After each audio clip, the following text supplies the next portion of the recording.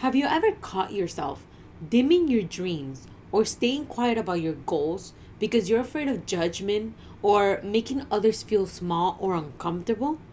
Let's put an end to that today.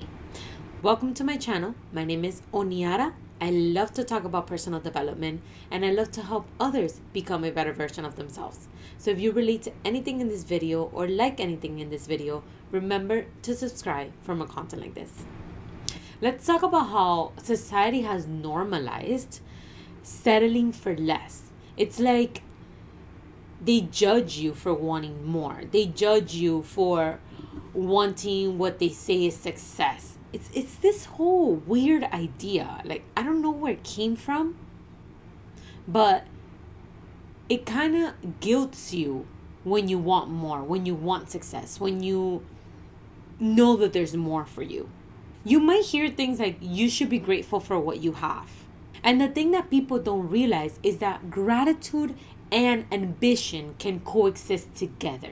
And you should be grateful for what you have 100%. Gratitude is a big stepping stone into success.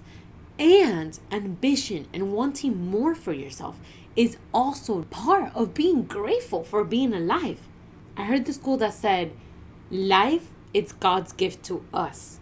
What we do with it is our gift to God. So it goes to the same thing. Having gratitude is important because we are alive. We get to experience this life. There's amazing, magical things. As much as there's challenge, suffering, pain, there is beauty, magic, synchronicities, family, love. There's so many things that are just amazing and am so grateful to experience in this life. And there's so many things that I want to experience, and there's so many things that I want to experience myself in. I want to experience my potential. I want to experience how much more I can do. How much more can I experience? What else can I experience? What else is there to life? Because I also owe that to God. I owe that He gave me life. He gave me this experience. And I owe to Him, what am I going to do with this experience? I'm going to make the best out of it. And I'm going to go for my potential. I'm going to go and see what am I capable of achieving in this life. Because that's my gift to God.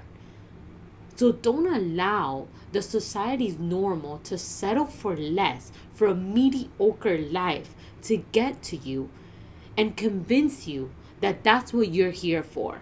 When you know that deep inside you, you know that there is more for you in this life.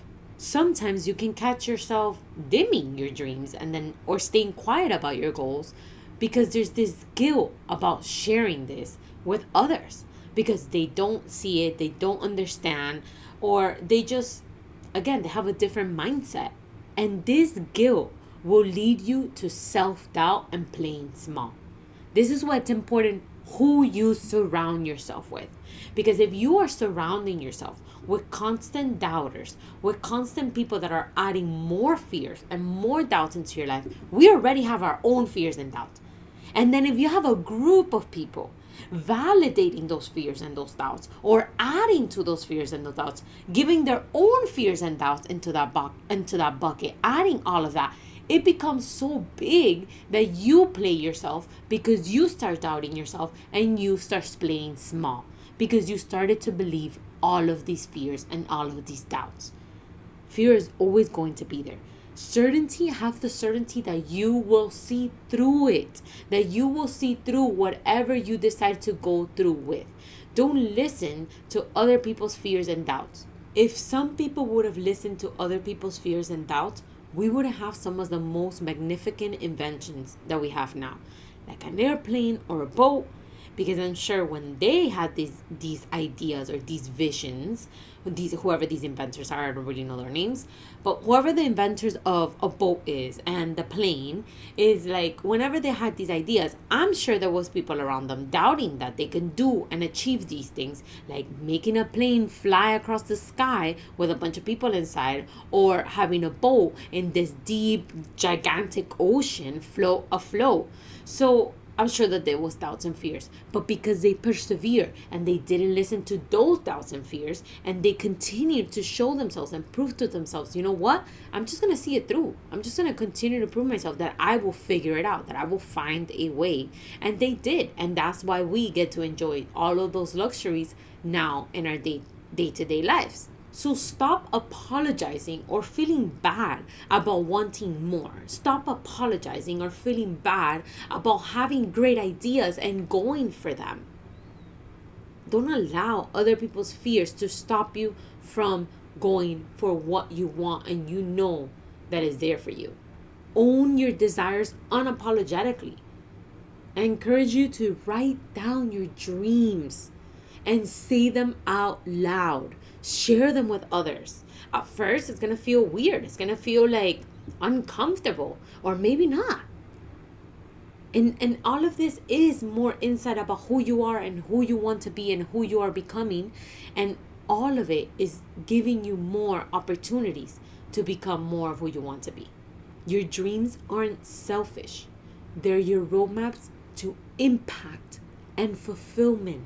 Your dreams deserve space to exist and to be shared. And if any of those moments come where you feel like you have to dim your dreams or stay quiet about your goals, reanalyze those friendships or relationships. Because why are you hanging around people that you don't feel comfortable sharing who you want to be or what you want to achieve in this life with?